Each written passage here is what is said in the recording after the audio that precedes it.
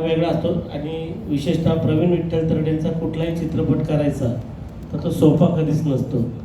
आणि देऊळ बंद 2 आता परीक्षा देवाची हा खरं तर खूप कठीण होता चित्रपट करायला, कारण इतकी लोकेशन वेगवेगळी. तुम्ही आता त्याची मजा आणि ती ब्युटी अख्खी सिनेमात बघाल तुम्हाला कळेल. आणि खूप सारा प्रवास, त्यामुळं अक्षरशः बिराड आपण नाही का पाठीवर घेऊन फिरतो तशी आमची परिस्थिती होती. पण शेवटी कुठलीही गोष्ट साध्य कधी होते ज्यावेळेला टीम सॉलिड असते आणि ती कॅप्टन हाकत असतो. त्यामुळं हा चित्रपट आता एकदम यशस्वीरित्या पूर्ण झाला आणि आता तो तुमच्या भेटीला 21 तारखेला येणार आहे. हे सगळे फक्त त्याच्या आधी सांगतो, मी यावेळी एक प्रयोग केला. मी ना सिनेमा करायच्या आधी महाराष्ट्रातल्या सगळ्या एकांकिका स्पर्धा पाहिल्या.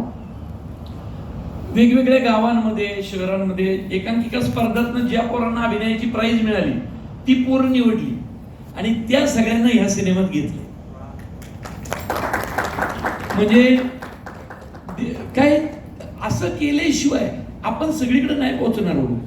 मी काय केलं, नागपूरमध्ये मराठी सिनेमा चालत नाही. मी माझ्या पिक्चरचा साऊंड डिझायनर नागपूरचा घेतला, मुकुंद वसुले नागपूरचा ऍक्टर घेतला, जळगावचा घेतला, छत्रपती संभाजीनगरचे 2 जण घेतले, अहिल्यानगरचे 2 जण घेतले, मुळशी तालुक्यातला 1 जण घेतला, कोल्हापूर साताऱ्याचा एक घेतला आणि हा सिनेमाचा एक बुके बनवला.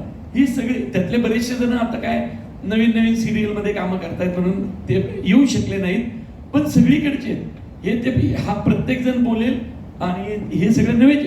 नाशिकचा पण आहे आणि नाशिकमध्ये आम्ही एक आर्टिस्ट पण इंट्रोड्यूस केला, अभय नेरकर प्रॉपर्टीचे. म्हटलं जरा लोकांना कळू दे ना, मराठी ऍक्टर पण येऊ शकतात मे बॅक मधून. एक सीन केलाय हो माझ्या प्रेमापोटी. आणि प्रोड्युसर कोपरगावचे. त्यामुळे नाशिकवाल्यांनो तुम्ही सगळ्यांनी म्हणजे अभिमानाने सांगितलं पाहिजे प्रत्येकाने. नमस्कार, मी जगन्नाथ दिवनमुळे.